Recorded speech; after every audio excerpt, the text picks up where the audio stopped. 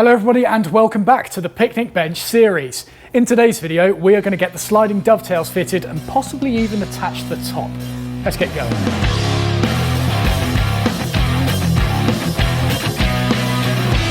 So I was having a little bit of a play around in the workshop yesterday and I decided to machine up the remaining timber I had left for this picnic bench. And this is it. This is all there is to make two seats, two seat supports, diagonal bracing for the table and some other ribs as well that are needed to support the thing. It's going to be a bit of a push. And while I'd love to cut the male parts of this sliding dovetail on the router table using that exact same router bit, unfortunately holding a piece upright on a router table while passing it through is not the safest practice. So we're going to have to do it on the bandsaw instead. However, I need to change the blade. So I'll tell you what, while I'm doing that, we're going to thank today's video sponsor. So firstly, let me show you the problem we're trying to solve here. So most of our wallets probably look like this, stuffed with things that we don't even know we had. Oh, here we go, here's one. Too much rubbish in day-to-day life. You should only be carrying the stuff that you need. And this is where the Ridge wallet comes in. And so you know what it's like when you're searching through your old wallet and you're trying to find that. Oh, stop that off. Literally with the Ridge wallet, it is there waiting for you. And of course, if you're not one for carrying cards, simply shove that in there and you've got the optional cash strap on the back. And the cool thing about this is it comes in a whole host of different colors and materials to suit different tastes. I've personally opted for the titanium matte black because it just looks awesome.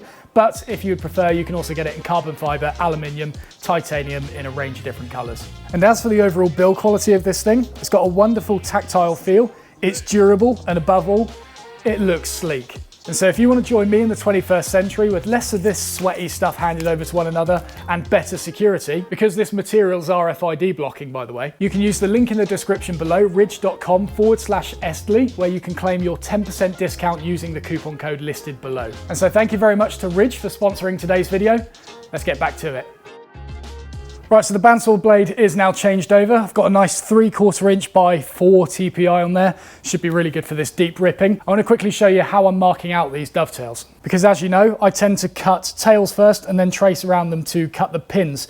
But in this case, we've done the pins first and it's going to be difficult to trace that onto a long component that's essentially going to be standing up like this. So instead what I'm doing is simply taking the top measurement, taking the bottom measurement, and then simply transfer that onto here with a mixture of the ruler and the marking gauge. Because it's a bandsaw blade, it's going to leave a fluffy edge and this timber is pretty squishy. So if it's a bit tight, it should easily get into that socket anyway. And so with that said, let's get marking this out.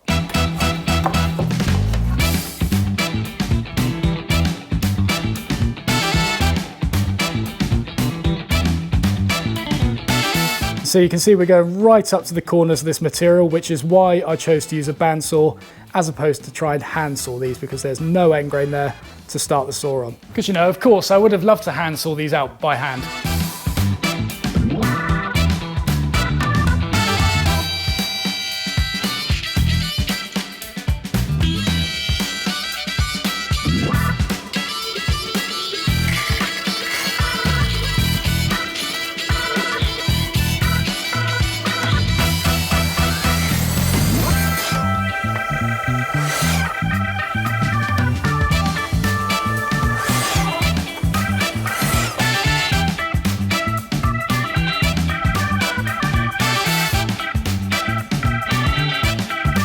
So there we go, dovetails are now nested in. Of course, I'm showing you the best one first. Some of them were a little bit, that's a shadow gap at the end, all right? That's not an actual gap. You just lift that up. Okay, maybe it is. Just ignore that. Like, yeah, they need a little bit of cleanup, and obviously we're using thickened epoxy for this as well. And so, yeah, it'll be fine. And on the subject of epoxy, I thought I'd take this opportunity to answer some of your questions that were fired in the previous video and the ones before that. A lot of them based around why are we using epoxy for this as opposed to Type 1-3, which as you've seen I have a lot of stocks of. The reason is Type 1-3, I've seen previous examples of where it's been left outside and it's actually turned the joints black.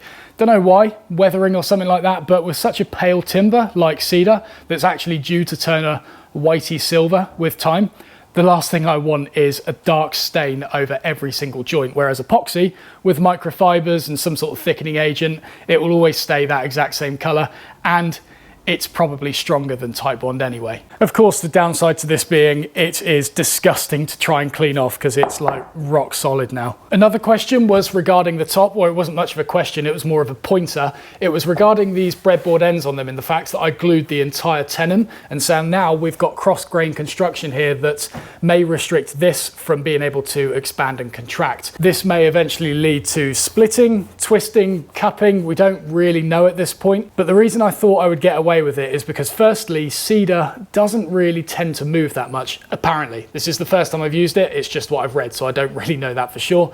I'm just going what other people have said, so blame them. Secondly, I have left a gap between each of these slats, and so if this one wants to expand, I'm only accounting for the expansion of that one independently, which, as I said, should be very minimal. However, if all of these were butt up against each other, that expansion would have to be multiplied by 6, or you'd have to account for the expansion of 6 of them together, which would be far more volatile. And so, yeah, you are right. I should have pointed that out before. I do apologise. We'll see what happens though. This is a prototype. And then the final question, or should I say statement, was regarding these 2 metre long clamps. Many of you came up with various different clever methods of clamping this top together without needing to expend excessive amounts of money on these clamps because they're not cheap. But then again, many more of you noticed that I was just looking for an excuse to buy more clamps, and I found it. Well spotted. And so moving swiftly on to the next job, the next one is to nest these into the cross support things. And I'm going to be doing this on the miter saw, cut down either side and then probably clear out the waste with a bandsaw and then just sort the rest out with a chisel. So I'm going to get these spaced evenly and then get chopping out the sockets.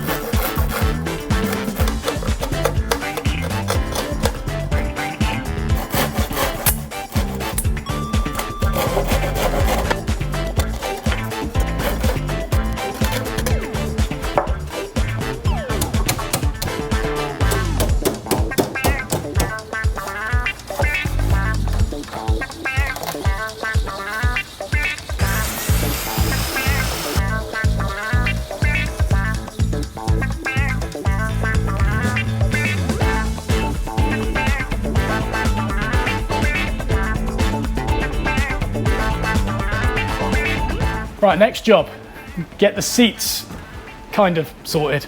And so I have opted for 2 larger pieces of material to make up the seats with a very small gap in between them, rather than, I think, 4 individual slats, which is what I originally planned for. This is purely from a strength perspective.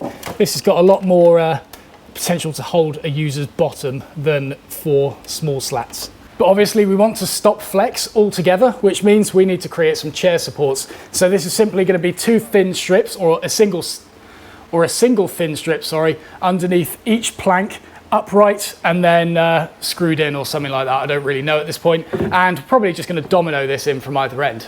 And so that's what these 2 pieces are going to be used for. These 2 are going to become the chair on the other side, and obviously they're different widths, and so the chair support is going to be half the width of this, and then I'll cut off the same width from this wider one, and that will give us a little scrap strip to maybe use elsewhere. We're really pushing it at this point.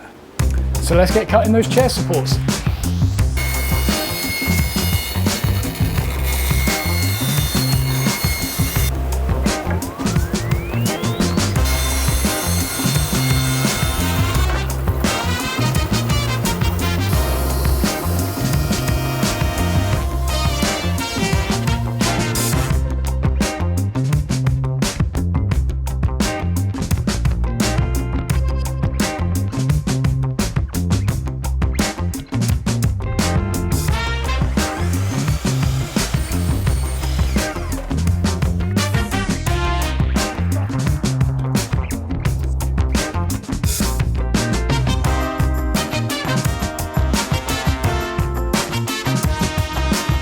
Right, so the seat slats are cut to size.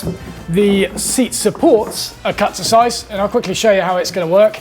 So these will be stuck right in the middle, just like that. Probably dominoed to the underside of the seat, maybe even just glued straight on, not too sure at this point. And I had some offcuts from the length of the seat supports, and so we're going to get 2 of those going across this way, dominoed in that way as well. And don't worry, yes, I did consider making this a sliding dovetail as well.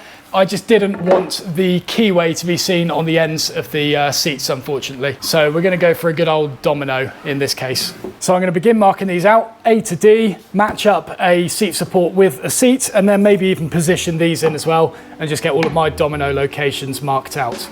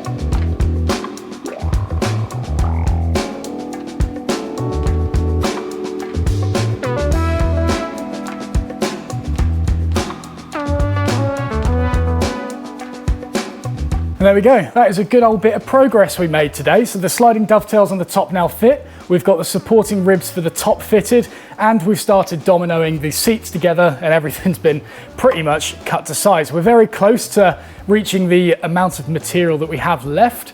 There's really not a lot at all, but we're kind of at a sticking point now because I've ran out. I didn't have any dominoes in the first place to actually get this fitted and glued it together. So Rob's going to do a run to Axminster tomorrow morning, and we're going to call the episode there. So thank you very much for watching. If you enjoyed the video, please do not forget to press the like button, subscribe if you haven't already, and we'll see you in the next one. Cheers.